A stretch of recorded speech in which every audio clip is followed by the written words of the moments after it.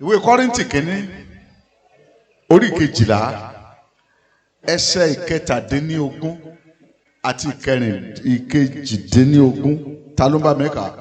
1 Corinthians chapter 12 verse 17 and verse 18. Bí gbogbo ara bá jẹ́ ojú, níbo ni ìgbọràn yẹn ní etí? Tí gbogbo ara bá jẹ́ ojú, níbo létí fẹ́ dúró sí? Bí gbogbo ẹ̀ bá wá jẹ́ etí, níbo ni ìgbóòórùn ìbágbé wà? Ọlọ́run ti fi àwọn ẹ̀yà sínú ara. A fẹ́ sọ̀rọ̀ lórí òṣìṣẹ́ tó dángájíá nínú ilé Ọlọ́run. Effective worker in the house of God. Òṣìṣẹ́ tó dángájíá nínú ilé Ọlọ́run. The definition of an effective worker is an ambassador of God assigned to a specific office. Aṣojú Ọlọ́run tí a fi sí ojúṣe kan nínú Ọlọ́run. Now, a sọ fún wa wípé òṣìṣẹ́ ni aṣojú Elédùmarè tí a fi iṣẹ́ pàtàkì lé lọ́wọ́. An effective worker. Kì í kàn ṣe, we are not talking of ordinary member. We are talking of effective worker. Now, láti lè jẹ́ aṣojú orílẹ̀-èdè ní ìlú kan, wọ́n á worú ẹni bẹ́ẹ̀ wípé ó kájú ẹ̀, àbí bẹ́ẹ̀ kọ́ ni? Praise the Lord. To be an ambassador is to represent and perform a given task the same way God would do it if he had been physically present to do it himself. Catholic pè ọ́ ní aṣojú Ọlọ́run, a jẹ́ wípé ó jẹ́ ẹnìkan tó ń ṣe iṣẹ́ Ọlọ́run yẹn. Bí Ọlọ́run ṣe fẹ́, bí Ọlọ́run ṣe lè ṣe nǹkan rẹ̀, ká ní pé Ọlọ́run lè dúró ká fojú rí báyìí. Wọ́n á máa bira rẹ̀ léèrè, ṣé aṣojú Ọlọ́run ni ọ́ nínú ìjọ yìí, àbí aṣojú ènìyàn, àbí aṣojú èṣù? Ṣé bó ṣe ń ṣe bọ́lọ́run ṣe ń wù ọ́ yẹn, ṣó lè kí ọ kú iṣẹ́ àbí yóò máa ṣépè fún ọ? Wọ́n lọ́lọ́run ìṣépè. Èyí tó sọ sí Kéènì ńkọ́? Hallelujah. Ìgbéraga kò jẹ́ kí ayé ẹlòmíì ò lè ní bí arìn. Now, every effective worker is a vessel. Ohun èlò ní gbogbo òṣìṣẹ́ tó bá dágájíá. 2 Timothy chapter 2 verse 20. Nínú ilé ńlá, kì í ṣe kìkì ohun èlò wúrà nìkan ló wà ńbẹ̀. So I am not surprised. Bí Jésù tó bá lè kó ọmọ ẹ̀ méjìlá jọ tá a rí Júdásì kan nù wọn, mélòó ni ti àwọn ènìyàn? Yes, igi àti ìdọ̀tí míì tó máa ń wà nù lé. Hallelujah. Now, for every effective worker holds two positions before God. Mo kọ kíní kan sínú ìwé tèmi bí, mo ní the level of your effectiveness will determine your level of growth. The level of your effectiveness. Bó o bá ṣe yọ̀ǹda ara rẹ sí fún Ọlọ́run, òun náà ló máa decide bó o ṣe máa dàgbà sí nínú Ọlọ́run. Bó o bá ṣe fi ara rẹ lẹ̀ fún Ọlọ́run sí, bẹ́ẹ̀ náà ni ó ṣe lò ọ́ sí. Bó o bá fi ara rẹ lẹ̀ fún ọ̀tẹ̀, ẹ má dán lóhùn bó lọ́lọ́run tí ẹ ti bá wọn sọ, èmi náà ò ṣe gbọ́. O ò lè gbọ́ torí kì í ṣe èdè gbogbo ènìyàn, èdè àwọn àyànfẹ́ ni. Dìde máa lọ sí ilẹ̀ bíi tí èmi yóò ṣe kí ni o, tí màá fi hàn ọ́. Kò béèrè kankan mọ́, ó dẹ̀ gbé ẹrù, kò tí ẹrù wo ló ti ẹ̀ gbé? Àgùntàn mélòó ló kó kúrò ńlé? Ẹran mélòó ló kó kúrò ńlé? Ó dẹ̀ gbéra. Ohun méjì. Every effective worker holds two positions before God. Ipò méjì. Number one, the position of obligation. Number two, the position of accountability. Obligation yẹn ni pé àti gbọ́. Ohun tí mò ń sọ ni wípé until you see yourself as an ambassador of God that must not be stained. Until then, you are not a worker. Níbikíbi tó bá wà tó ríra rẹ wípé it is an obligation I carry. Tí mi ò gbọ́dọ̀ ẹgbẹ́ ò gbọ́dọ̀ ta sí mi. Mo máa ń sọ fún ọmọ mi kan, mo ní àfin ni ọ́. Níbo lọ dé tí wọn ò ti mọ̀ ọ́? Bẹ́ẹ̀ ọmọ Ọlọ́run, until you see yourself as somebody that is being seen by thousands. Àwọn nǹkan mi bí ibòmíì tó yẹ kó o ti fara ya wàá ṣe kí ni o, wàá mẹ́lò. Until then, you are not a good and effective worker in the house of God. So, a position of accountability, the second thing here, torí pé o máa jíyìn. Tọ́lọ́run bá pè ọ́ pé oyè tó jẹ́nu ìjọ wá jíyìn. As every worker having an identity card of a company carries a sense of obligation and accountability to the company, the same way must workers in the house of God must have that sense of obligation and accountability to God. Bí àwọn òṣìṣẹ́ ilé iṣẹ́ kọ̀ọ̀kan bọ́n ṣe máa ń gbé ID card àti gbogbo ojúṣe ilé iṣẹ́ káàkiri, bẹ́ẹ̀ náà ni ìwọ náà bí ọmọ Ọlọ́run ló ṣe gbọ́dọ̀ rí ara rẹ gẹ́gẹ́ bí ẹni tí ó gbọ́dọ̀ ayé wù ọ́, wọ́n ń retí kí ló fẹ́ dà, wọ́n ń retí tí wọ́n máa àṣìṣe rẹ gan ni wọ́n ń sọ́ọ̀tù.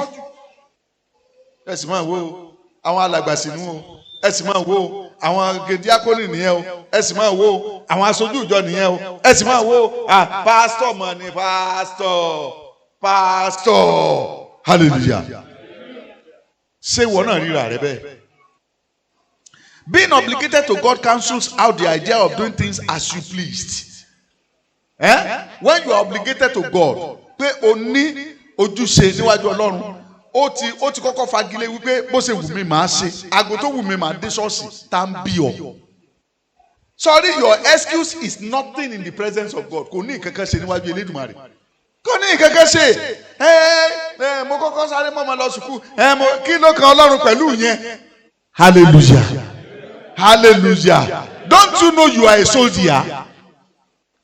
Oh, mọ̀ pé jagunjagun Jésù ni ọ́. You carry that mark. Ẹ̀gbọ́n tí Paul náà ló sọ. Ó ní láti ṣiṣẹ́ yìí lọ kí ẹnikẹ́ni ó má ṣe kíni o. Kó má ṣe yọmí lẹ́nu mọ́ torí pé àpá Jésù ó ń ṣe kíni o. Ó ń bẹ lára mi sápá yẹn tó wà lára ẹ̀. So the fact that you carry the obligation of Christ, ó ti kọ́kọ́ cancel pé bó bá ṣe wù mí.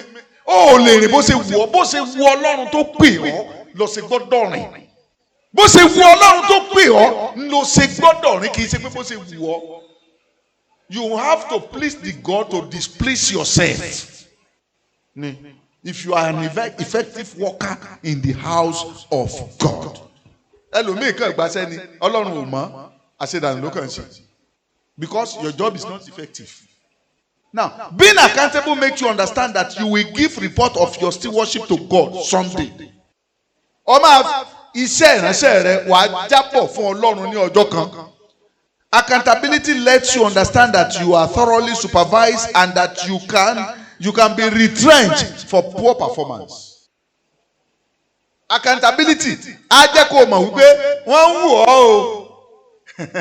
Wọ́n ṣe kí ni? Bọ̀dá Sunday school teacher kò ráyè preview, àǹtí choir kò ráyè practice, kí ló tún kù? Mo sọ fún mi kan láàárọ̀ yìí, instrument wo lọ lọ́kọ̀ọ́ gan-an, ó ní drum set ni mo ní níjẹ́ ò lọ ti ráyè rẹ̀, Ọlọ́run ó béèrè lọ́wọ́ rẹ̀, kò ní sọ pé bóyá ọjọ́ ọmọdé. Àǹtí prayer warrior, níjẹ́ ò lẹ̀ ń gbàwẹ̀ láàrin ọ̀sẹ̀ torí iṣẹ́ ìránṣẹ́ níbo ọwọ́ pàdé ọ̀ngàn rí ni. Ẹ bá ní ẹ̀yin obìnrin rere, ẹ pàtẹ́ ẹ kẹ́ hallelujah, ẹ rẹ̀ lómi yíyá obìnrin ò fowó rere kankan torí wọn ò lè pè pàdé obìnrin rere kó ráyè rẹ̀. Two categories of workers in the house of God. Oríṣi ìpele òṣìṣẹ́ méjì tó wà. The first category, workers who seek after human reward and appraisal. John 12. Àwọn òṣìṣẹ́ tó ṣe pé ìyìn ènìyàn náà máa wá kéèyàn máa kí wọn tó bá ṣe ìgbẹ́lẹ̀ láti fún wọn ẹ̀ sí ìgbàgbọ́ inú wọn ẹ̀ sí ìdùn gbọ́dọ̀ fún 20,000 lẹ́kẹ̀ẹ́ ní gbogbo ẹ̀yìn ìjọ ẹ̀ jẹ́ ká dìde fún bàbá wa tó fún 20,000 lánàá. Ẹni ẹ̀ mọ̀ wọ̀nyí irọ́ ni o. Ìjọba sọ ni pé ẹ̀wọ́lì. Irú àwọn kan nìyẹn, àwọn òṣìṣẹ́ kan nìyẹn. Yes, ta ló bá mi kà á? Wọ́n fẹ́ ìyìn ènìyàn ju ìyìn ti Ọlọ́run lọ. Those are one of the sections of workers in the church. Tẹ́ ẹ̀ bá máa yìn wọ́n, irọ́ ni. The second type of worker in the house of God is workers who seek after heavenly reward and God's approval. Hallelujah. Am I talking to somebody? A worker who seeks after heavenly reward and God's approval. Ẹni tó òṣìṣẹ́ tó ṣe pé kò wojú ènìyàn. Yes, ojú Ọlọ́run ló ń wò. Ọba àmọ́ kò sí nǹkan kan. Gbogbo ohun tó ṣe ó ṣe fún kíni o fún Ọlọ́run. So kò retí pé kéèyàn kankan kó wá kí òun. He doesn't expect any man. Any greetings from any man. Irú àwọn òṣìṣẹ́ tó wà effective in the house of God nìyẹn. Hallelujah. How do you become an effective worker in the house of God? You must have a calling. You must have a calling. Number one here. 1 Timothy chapter 1 verse 1. A calling. Number two, your office should be your area of gifting. Ibi tó bá ti fẹ́ ṣiṣẹ́ yẹn, jẹ́ kó jẹ́ ibi tó ti lè wúlò. So, your office should be your area of gifting. 1 Peter chapter 4 verse 10. Let's see some things that you should, every effective worker must do.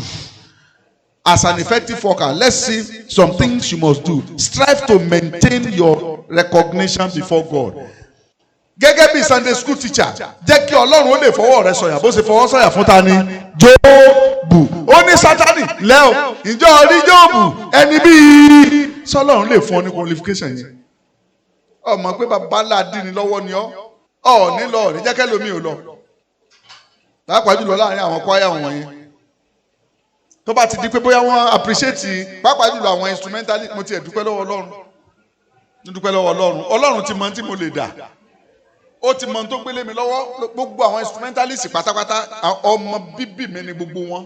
Pátá kí ló tún kù? Ọwọ́ àṣàkọ tí mi nù sọ́ọ̀sì dàbá délé ayọ̀kùmọ̀ tira wa ni. Màá lù ọ ẹ̀mí rẹ̀ afẹ́ bẹ́ dànù. I'm telling you the sincere truth and I told you the genesis of that. Àmọ́ kí n máa wàásù kí keyboardist tàbí onílù kó máa rìnrìn yàkiri. Àbẹ́mọ̀ pé bó ṣe máa ṣe nìyẹn. Tó bá ti di pé fẹ́ bẹ̀rẹ̀ mẹ́sẹ̀gì báyìí wọ́n bá jáde síta wọ́n á máa lárọ́ kiri wọ́n máa mix kíní pẹ̀lú energy àbí kílẹ̀ máa pè é léètọ́ tó ń gbé kiri nísìnyẹn. Hallelujah. Tó bá mú hot tó bá mix ẹ̀ ọ̀ lè rí fearless lọ́rọ̀ pé wèrè gbé lọ́wọ́ ó ti gbé paná sọ́wọ́ wọ́n wá gbé lọ́wọ́ wọ́n á gbé sọ́dọ̀ nínú ṣọ́ọ̀ṣì. Tó bá lùlù tẹ́tà play keyboard tán wọ́n á bọ́ síta wọ́n á lọ mọ́ ọmú nígbà tó bá fi máa padà dé tó ti ṣáàjì orí burúkú ò ní bá mi rìn. Instrumentalist tí ò lè participate inú Sunday school exam níbo inú gbó lọ́bọ̀ ń gbé. So you must maintain your recognition before God. Jẹ́ kí Ọlọ́run lè fọwọ́ sọ̀yà lórí rẹ wípé yes ọmọ mi lélẹ́yìí. Tó o bá tẹ̀ sí church either by one circumstances or the other káwọn èèyàn mọ̀ pé lágbájá ò sí church. Yìí ṣe pé lágbájá wọ ṣọ́ọ̀ṣì lónìí àti ẹ̀dúpẹ́ àdúpẹ́ lọ́wọ́ Ọlọ́run á tún sinmi díẹ̀. Get divine direction and divine instruction. Iṣẹ́ tó o bá ń ṣe tó o bá máa ní divine direction and instruction is a dead work. Listen to me, all you Sunday school teachers. Listen to me, all you vocalists. Listen to me, all you instrumentalists. Iṣẹ́ tó o bá ń ṣe tó o bá máa ní divine instruction from God. Eléyìí tí mo ń ṣe yìí, many of you never thought I can still go back to teaching. As a prophet, you never thought I can go back to teaching. Divine instruction, God said, oh yeah, teach for this so week and I will be with you. Mo lè gbé microphone lẹ́ báyìí nísìkò ní kí wọ́n padà teach eléyìí lọ́la kí n má lè sọ mọ́. That is divine instruction. And when it comes to the prophetic era, God will do his work.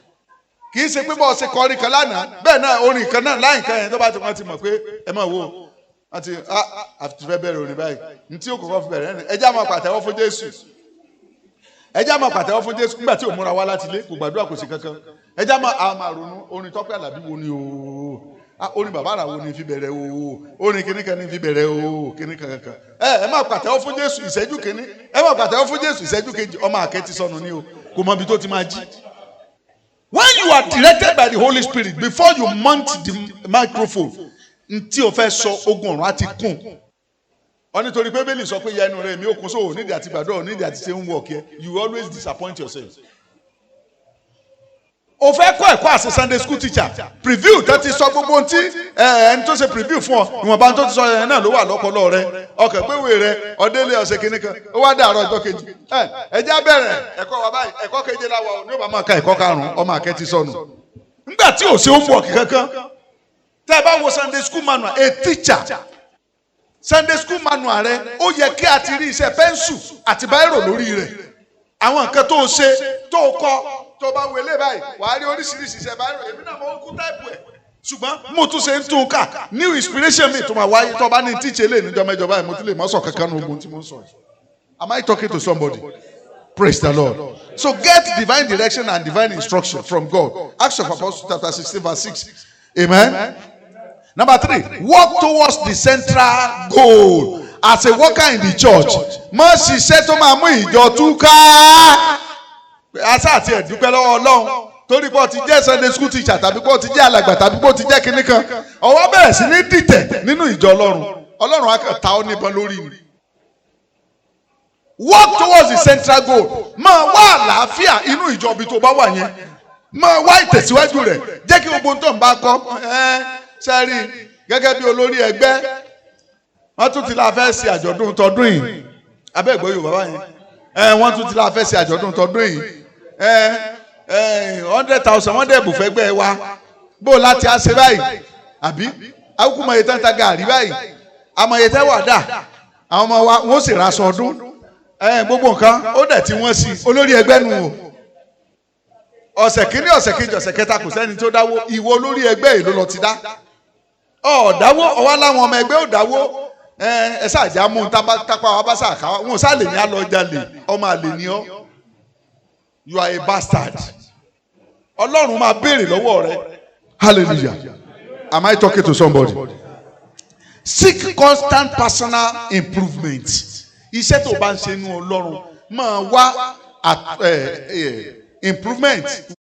So whatever you are doing, always improve. As a Sunday school teacher, wàá ti jẹ́ gbogbo ẹ̀kọ́ yẹn wàá ti jẹ́ lẹ́mùlẹ́mùlẹ́mù kó tó kó lé.